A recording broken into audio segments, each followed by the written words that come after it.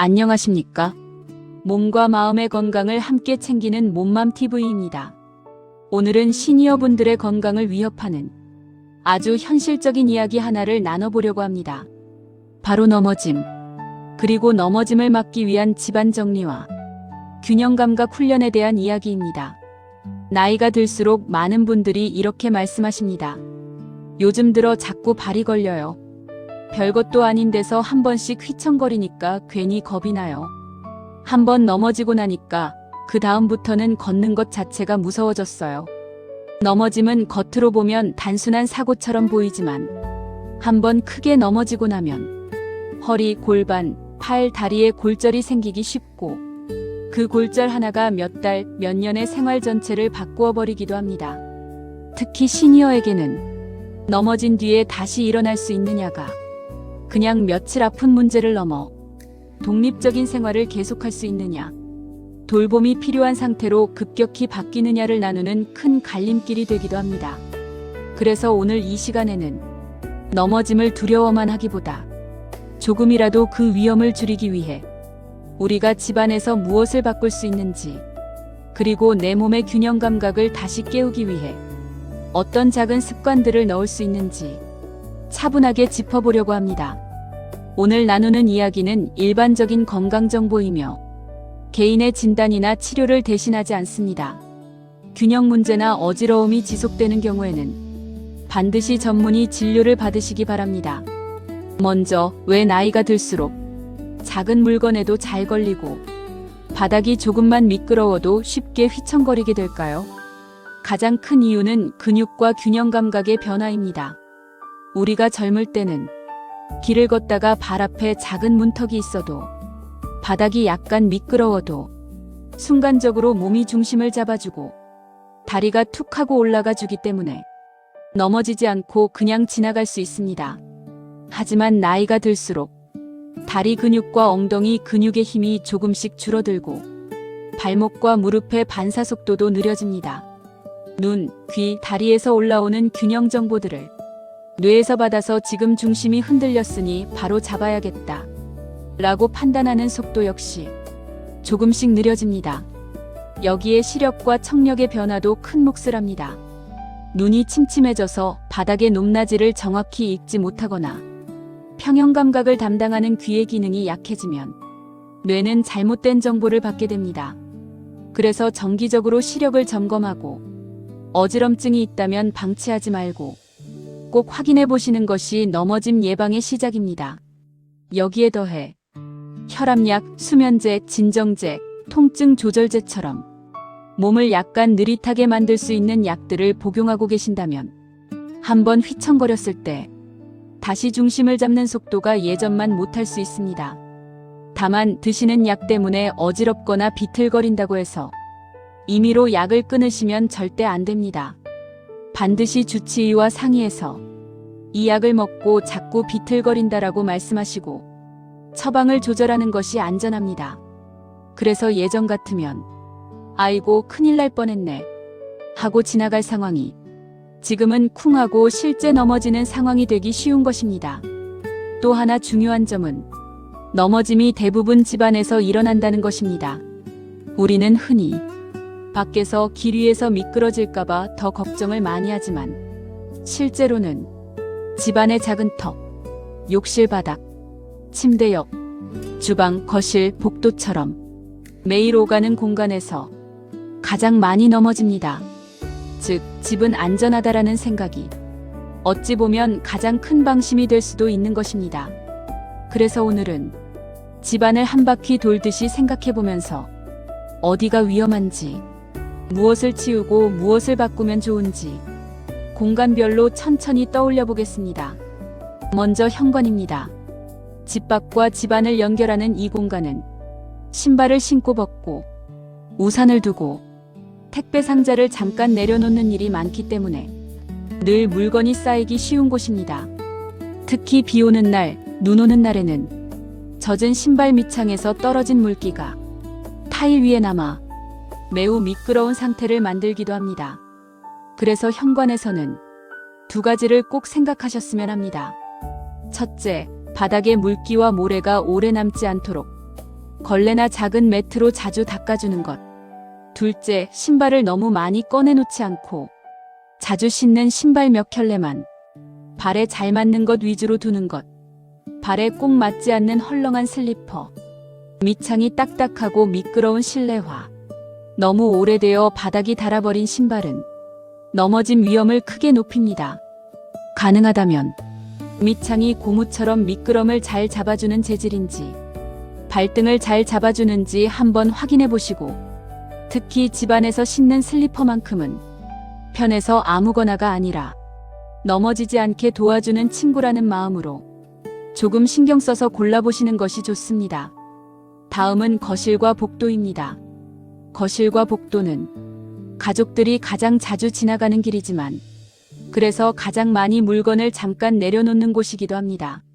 책, 신문, 상자, 세탁물 바구니, 전선, 작은 발판, 그리고 가장 위험한 것 중 하나인 작은 러그, 카펫 모서리, 이런 것들이 눈에는 익숙하니까 나는 어디에 뭐가 있는지 다 알아 라고 생각하시지만, 조금만 졸리거나 조금만 안 보이거나 밤에 불을 완전히 끄고 움직이는 순간에는 발에 걸리기 딱 좋은 장애물이 됩니다. 가능하다면 거실과 방을 오가는 길, 화장실로 가는 길만큼은 바닥에 아무것도 없는 통로를 만들어 두는 것이 좋습니다. 의자를 조금 옮겨야 한다면 옮기고, 박스가 놓여 있다면 다른 곳으로 치우고, 러그나 작은 카펫이 자꾸 접히고 밀린다면 과감히 빼거나, 바닥에 단단히 고정하는 미끄럼 방지 패드를 사용해서 모서리가 들리지 않게 하는 것이 좋습니다. 특히 전선은 멀티탭, 충전기, 스탠드, 전등, 선등이 발에 걸리기 좋은 높이로 지나가는 경우가 많습니다. 이럴 때는 선 정리 클립, 테이프 등을 이용해 벽 쪽으로 붙여두거나 발이 밟고 지나가지 않는 구조로 한번 정리를 해두면 넘어짐 위험이 많이 줄어듭니다. 다음은 욕실입니다. 욕실은 바닥이 젖어 있는 시간이 많고 타일이 미끄럽고 공간이 좁은 경우가 많기 때문에 넘어짐 사고가 특히 위험한 장소입니다. 샤워를 하다가, 목욕을 하다가, 세면대 앞에서 몸을 숙였다가 일어날 때 갑자기 다리가 미끄러지면 벽, 변기, 모서리에 몸을 부딪히기 쉽고 머리, 허리, 골반을 크게 다칠 위험이 있습니다. 욕실에서는 가장 먼저 바닥 상태를 떠올려 보셨으면 합니다. 미끄럼 방지 매트를 너무 오래 사용하면 오히려 물때와 곰팡이가 끼면서 미끄러워지는 경우도 있기 때문에 주기적으로 미끄럼 방지 기능이 잘 유지되고 있는지, 매트가 밀리지는 않는지 꼭 한번 손과 발로 확인해 보시는 것이 좋습니다. 또한 몸을 일으키거나 잡아줄 수 있는 튼튼한 손잡이가 있는지, 없다면 샤워 공간 바로 옆, 변기 옆처럼 자주 일어섰다 앉았다 하는 위치에 잡을 곳이 있는지 점검해 보셔야 합니다. 수건걸이나 선반은 몸무게를 버틸 수 없는 경우가 많기 때문에 넘어지면서 잡았다가 함께 떨어져 다치는 일도 생길 수 있습니다. 욕실 불빛도 중요합니다. 밤에 화장실을 갈 때 욕실 안이 너무 어둡거나 불이 늦게 켜진다면 바닥에 물기가 있는지 미끄러운지 잘 보이지 않을 수 있습니다. 문을 열자마자 바로 밝아지는 조명을 사용하시거나 욕실 입구에 은은하게 켜둘 수 있는 작은 조명을 놓는 것도 넘어짐을 줄이는 데 도움이 됩니다. 이제 침실을 떠올려 보겠습니다. 침실은 잠들 때와 깰 때, 즉 몸의 긴장이 가장 낮아져 있을 때 가장 많이 드나드는 공간입니다. 침대나 요를 깔아놓은 높이가 너무 낮거나 너무 높은 경우에는 일어났다 앉는 동작, 앉은 자세에서 한 발 내디디는 동작이 더 위험해질 수 있습니다. 가능하다면 앉았을 때 무릎이 직각보다 조금 낮게 내려오는 정도, 발바닥이 바닥에 편안하게 닿는 높이가 일어나고 앉기 가장 안정적인 높이입니다. 침대 옆에는 책, 안경, 약, 휴지, 물컵, 충전기 등 자잘한 물건들이 늘 모여 있습니다. 이 작은 물건들이 바닥으로 떨어져 있을 때가 가장 위험합니다.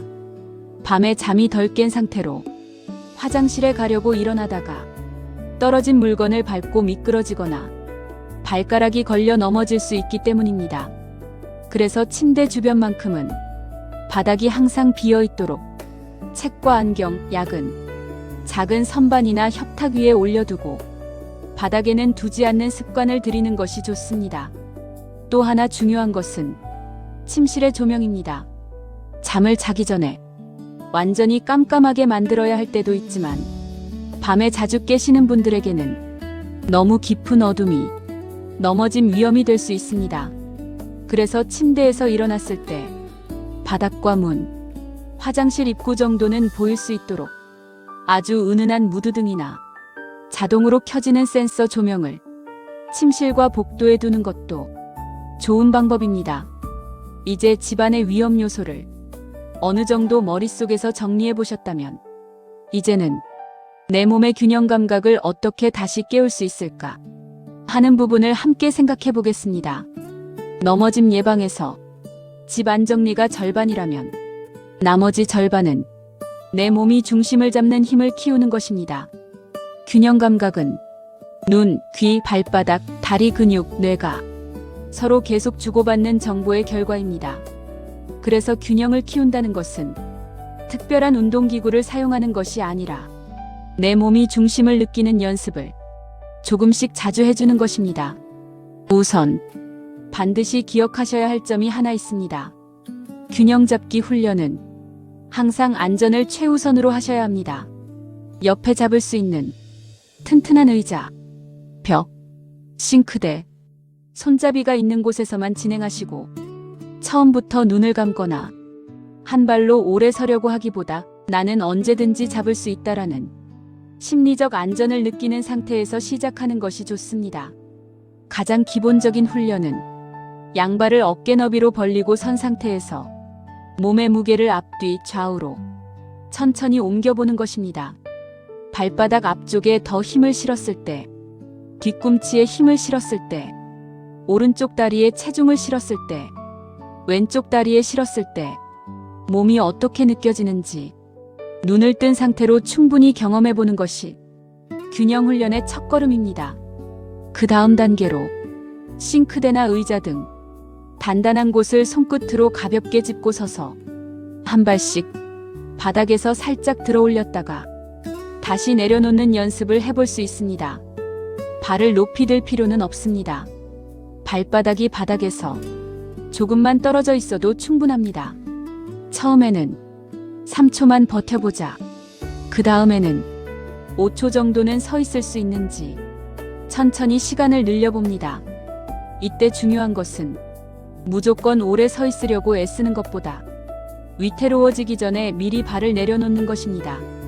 균형 훈련은 넘어짐 직전까지 버티는 연습이 아니라 내 몸이 어느 순간부터 불안해지는지 미리 알아채는 연습이기 때문입니다.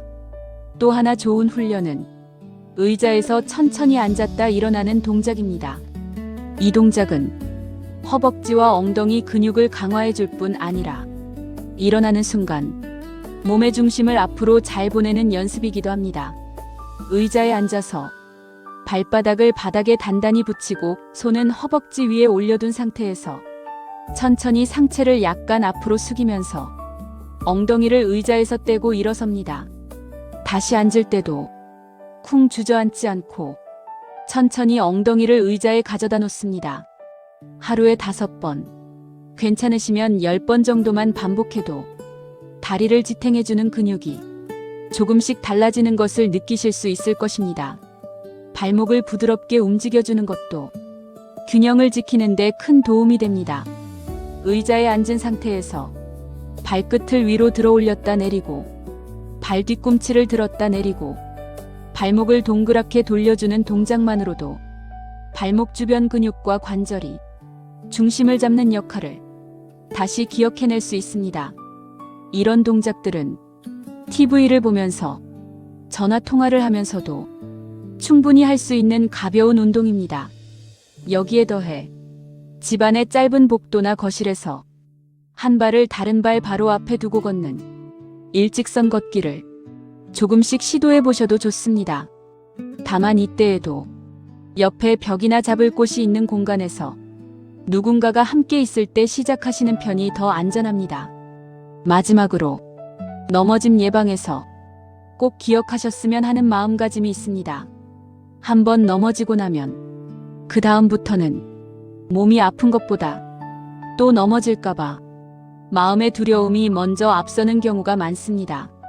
그래서 괜히 또 다칠 바에는 그냥 안 나가고 안 움직이는 게 낫겠다 라고 생각하시면서 점점 집 안 의자 침대에만 머무르는 시간이 늘어납니다.